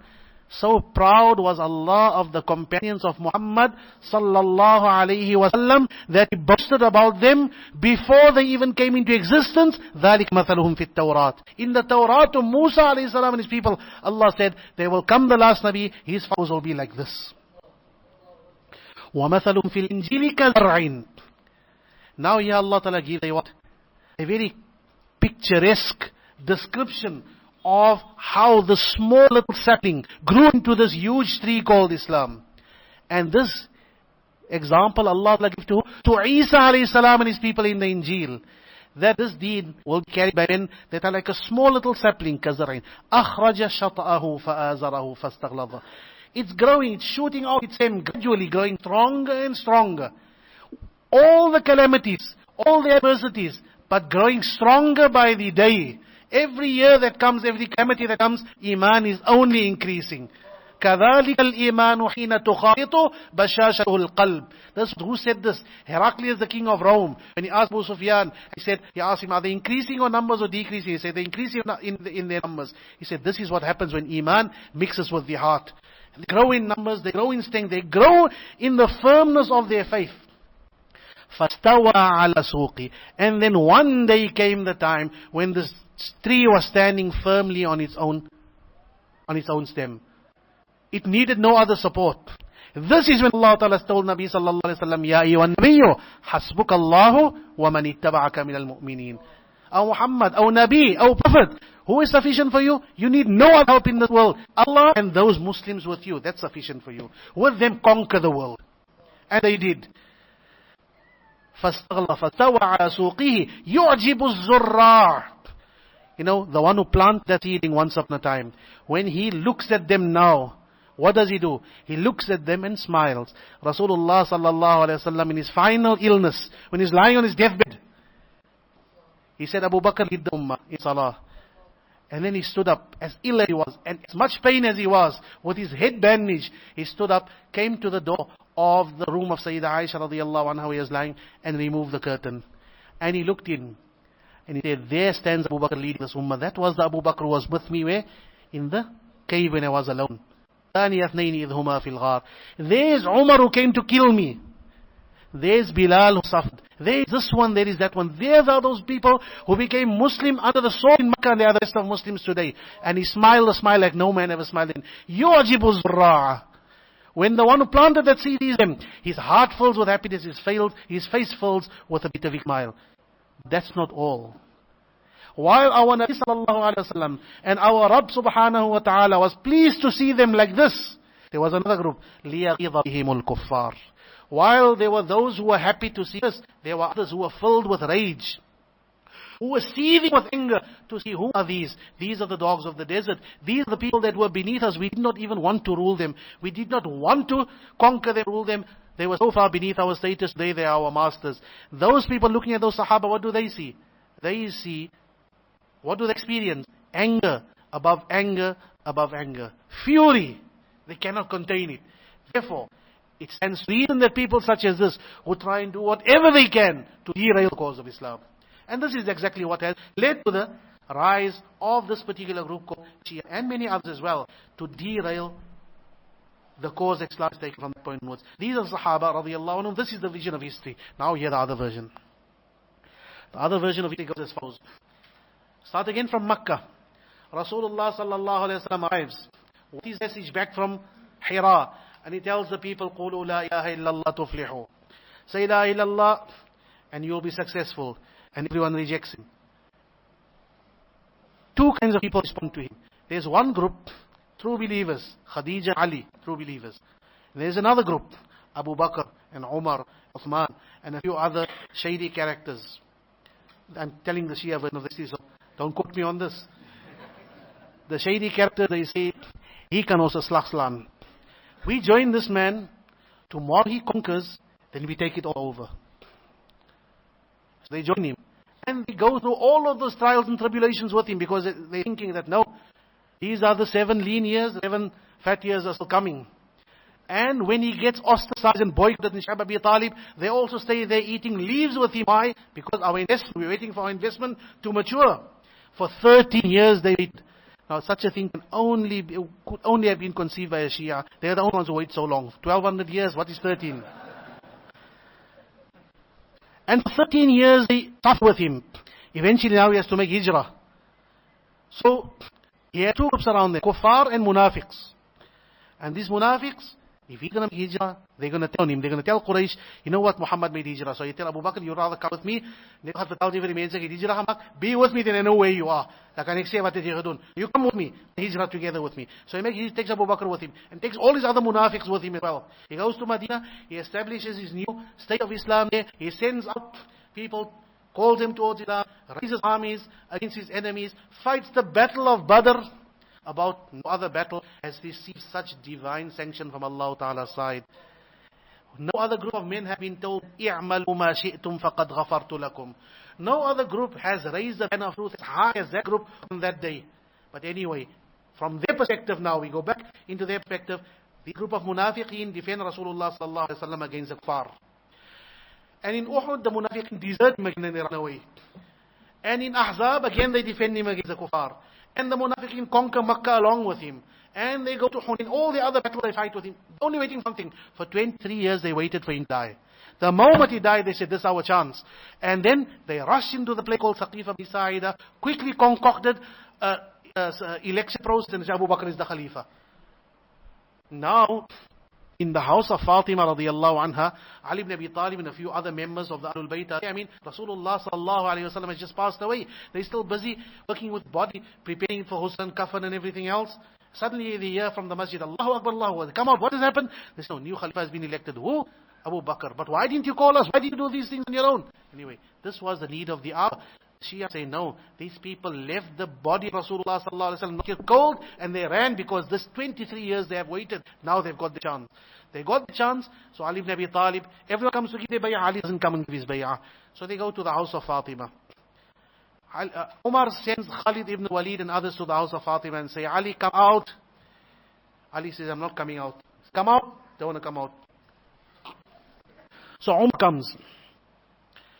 Says, you're going to open this door now or burn the house down. The Shia poet, he says that,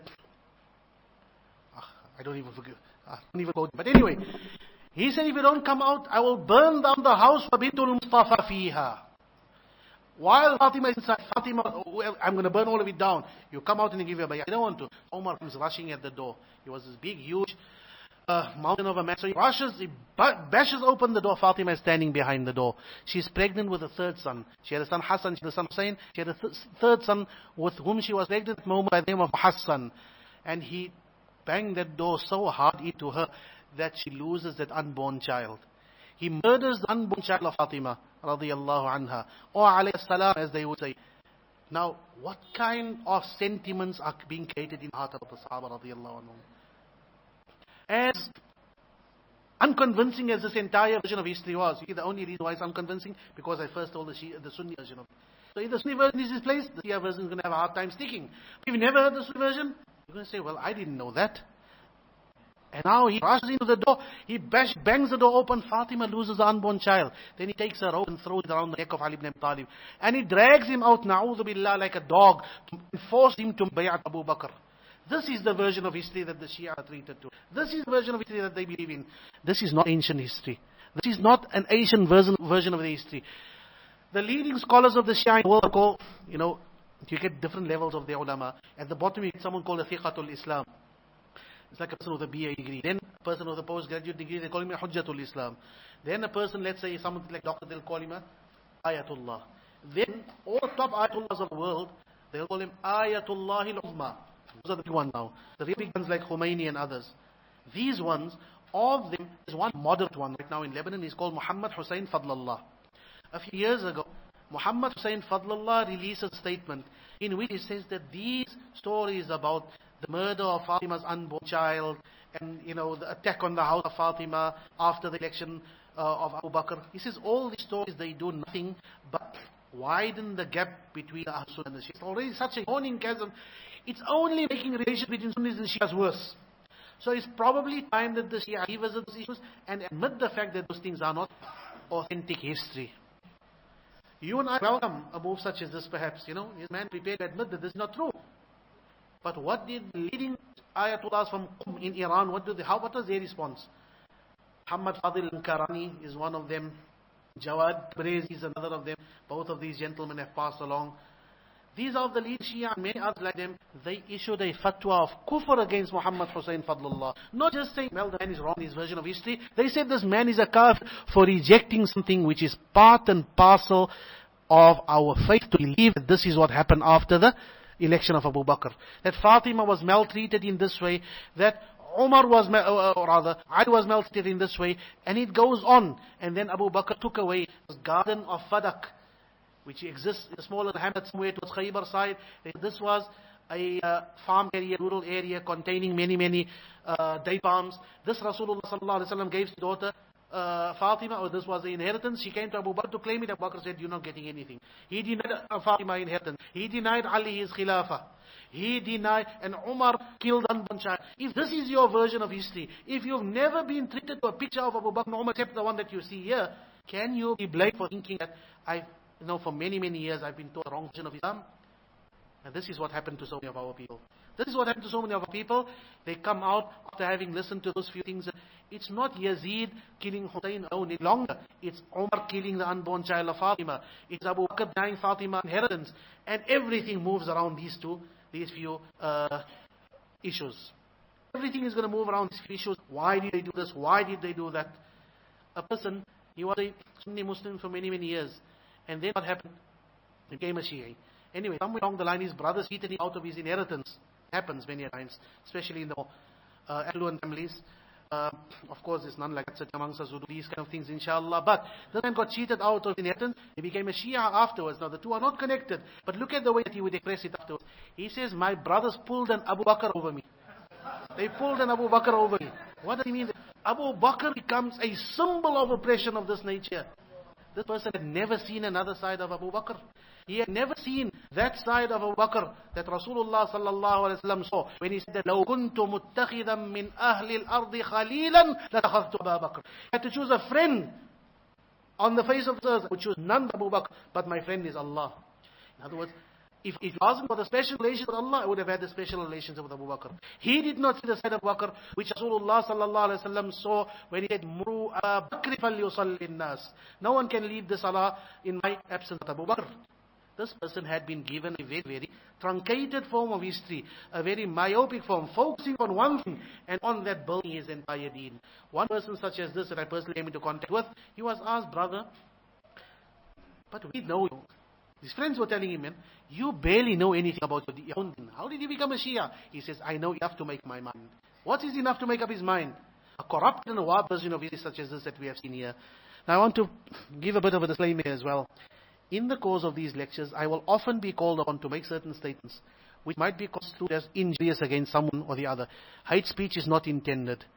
Calumny is not intended. We are not intending to speak ill about any particular person. What we are intending to do here is to learn about this particular group, to learn about their beliefs, learn about their books, to learn about their scholars, what they have said, and why they are different from us, so that we know how to treat this problem. As for individuals, the individual in the street there that you might meet and that holds beliefs such as this, or rather, that is a Shi'i, doesn't necessarily subscribe to every iota of what I am telling you now. Just like you and I, every common person, every common Sunni person, does he know every bit of history? Does he know every bit of Aqidah? Every bit of... No, he knows a bit about it, but there are angles of which he probably will not be there. Sheikh praat veel. How long have we gone? Subhanallah. Shall we? I intended to do the following. I intended to, at the end of every session, to have a question and answer session. That's, I feel, very, very important. And in that session, so what I'm going to do now, I'm just noticing now it's 11:15. Subhanallah, how the time flies. So what I'm going to do, I'm going to cut it very, very short now. Within the next 2-3 minutes, I'm going to wrap this up. I'm not going to go into much further detail. There will be other sessions, inshallah, next week and the weeks following. When I'm not personally able to be here, if I have to travel anywhere, I'll ask someone to substitute for me. In the meantime, he'll probably make a better job of them, all these little things that I've been telling you. But there's just a few more things that I want to tell you about Shias, rather the concept of Imamah. I was speaking about the concept of Imamah, we got completely sidetracked. Sidetrack is probably part of it all. I just want to tell you something about, I told you 3 things. Imamah is 3 things. When they speak about the Imam, they speak about that political leader. They speak about that person who has what? Who has a divine right to rule. They speak about the person who's alone the possessor of uncorrupted knowledge, and they speak about the person upon whose existence heaven and earth depend. I want to tell you just a few more things about them. These few more things I've just drawn from the index of a book. You've seen 3 thick volumes lying in front of me. By no stretch of imagination can go through all of this. So just a few snippets. These are the kind of things that the Shia believe about the Imams. This book here is a 100-volume book. You are seeing each volume contains about 3 parts. It's 100 parts. So you're seeing 1/10 of the book. The other 9/10 are small as. It's a collection of the ahadith of the Shia. And in the second that I have in front of me is the chapter on Imamah. Just to give us an idea of what kind of things they believe about Imamah. The chapter says that the Imams possess more knowledge than the Anbiya. 13 different ahadith from the Imams, they narrate to say the Imams' knowledge is superior to the knowledge of the Anbiya. Then the Imams are superior to the Anbiya, and just the Anbiya, the entire creation. The covenant of Allah Ta'ala took a covenant with all the Anbiya. Allah made a covenant with the Anbiya. They say that covenant, that was a covenant, all the Anbiya were ordered to believe and love the 12 Imams. That covenant was taken from them, from who? From the Anbiya, from the Malaika, and all the other creation, even the Ulul Azmi, the 5 major prophets, Ibrahim, Musa, Isa, Nuh, etc. They were, Allah Ta'ala called them to account. What did He call them? We know that Allah Ta'ala said, Alastu bi Rabbikum. But they were taught more. They said there's more than that. Alastu bi Rabbikum, and Muhammad my Nabi, and Ali is his Khalifa after him. All of these things together, everyone was supposed to respond to. 88 separate ayat on this issue. Then, the Anbiya, we find Shi'ism, and we will see it further coming in. The position of the Anbiya is subverted to the position of the Imams. Imams are raised up there, and the Anbiya are brought right down here. Why did Allah Ta'ala answer the du'as of the Anbiya? When Yusuf alayhi salam was sitting in the belly of the whale, and he said, La ilaha illa anta subhanaka inni kuntu min al-zalimin. Was it because of his ikhlas that the du'a was answered? No. The Shia say, the only reason why the du'as of the Anbiya were answered, because the Anbiya said, Ya Allah, for the sake of the 12 Imams, accept my dua. 16 different narrations on that. Then next, the Imams can bring the dead back to life. The Imam's power is such, he tells the dead man, stand up, he comes alive. A blind person, now, faith healing is one thing, but here they can cure blindness and leprosy. Why? Because some Anbiya did these things. Isa alayhi salam cured brought the dead person back to life and cured a blind person. They say, well, it's only Isa. This person is superior to Isa on account of him that Isa was Isa in the first place. Nothing of the knowledge of heaven, earth, Jannah and Jahannam is hidden from the Imams. The kingdom of heaven and earth was shown to the Imams. They know exactly what's going to happen up to the day of Qiyamah. They are the possessors of all knowledge. And then the Imams know whether you are a mu'min or a munafiq. Why do they know that? Because they have a book. 2 books. One book gives the name of all the inmates of Jannah. All those people going to Jannah. The Imam will look in the book. He says, brother, I don't see your name here. This is not a joke. No, really. This is not a joke. It does come across as one. It's a real story. The person comes to the Imam. The Imam says, my friend, I looked in this book. Your name is Zurara. I don't see your name Zurara in here. He says, that's my nickname, Imam. Whatever. This is not so nice face of Shiism. And while there's a light side to it and we laugh about it, remember that there are many of our brothers and sisters and mothers and fathers and uncles out there who never hear the side of it. Who never hear the side of it and convert to this particular religion thinking that this indeed is the religion of Muhammad sallallahu alaihi wasallam. It is to address that problem that we have come together, and we will further come together in this forum of ours. Wa akhiru da'wana anil hamdulillahi rabbil alamin wa sallallahu alaihi